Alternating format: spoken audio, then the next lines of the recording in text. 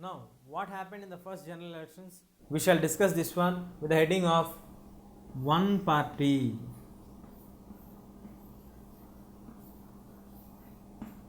dominance.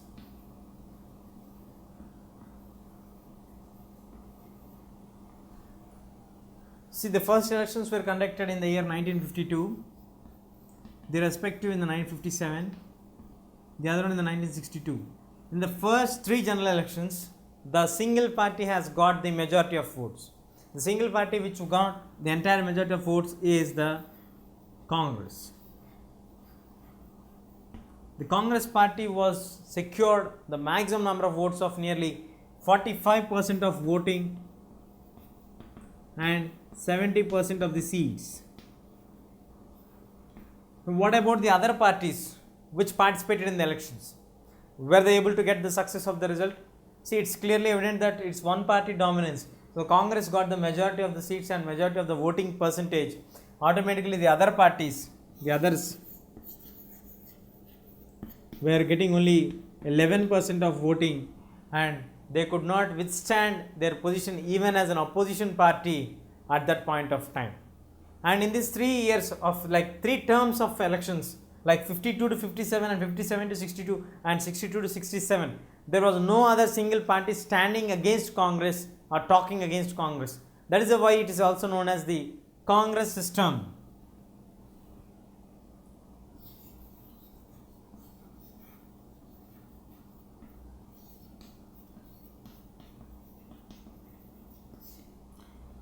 Now, in this Congress system, which has given a chance of no other party to get into elected, Jawaharlal Nehru became the undisputed leader of the Congress, and he took sworn in as the Prime Minister of India for the first time of the independent India, and he was in this position till his death in 1964. So he was the leader who ruled for the longest period of time as the Prime Minister of India. Now, moving on to the statistics or the realities or the technical issues of what are the possibilities and what are the negatives if a single party is in power. The single party is in power does not allow any other parties to contest. It's not the case here. Here the Congress is allowing all the other parties to contest for the elections. Then what is the other problem that the other parties are not able to get there? The problem is that Congress is so popular because of the independence movement and because of the major popular leaders are present in Congress.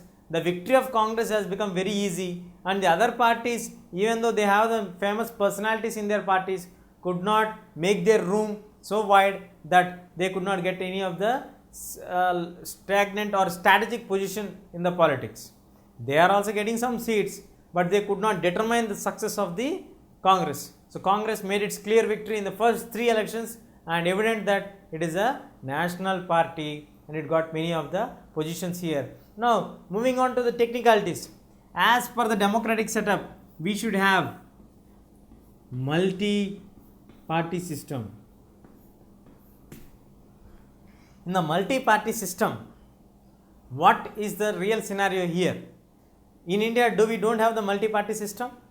Yeah, we have the multi-party system. We have Congress, we have CPI, we have the other independents running for the elections. But the point is, the other parties are not getting the maximum number of seats which are required for them to stand in the opposition position or in a standing position against the Congress. The Congress is getting a clear sweep of 70% of seats. The other 30% of seats are shared by the other parties. This is a basic issue what is happening in these 3 elections. But the situation changed further. But before the situation changed, if Congress is getting the maximum number of seats, what was the standing position of the opponents? Who is going to oppose the actions of the Congress? The Congress is not a single party or a single member party. It is a group, a larger group of people are staying in Congress. So, the issue based differences are present between all the leaders, and instead of the threat from the opposition, they have threat from the internal politics itself, because even though there is no multi-party system existence at present, but there is a chance of getting existence of multi-party system. But at the same time, in Congress itself, we have the leaders opposing the views of the government. We have the leaders standing against the government.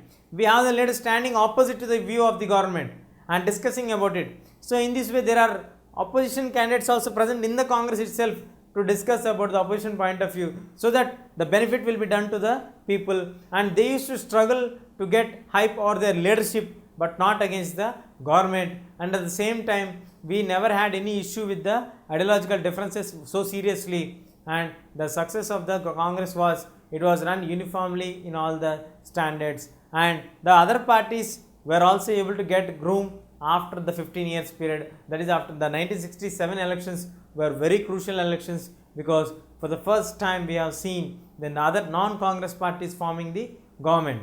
And now once there is no multi-party system and there is no chance for the opponents, what happened for the Congress?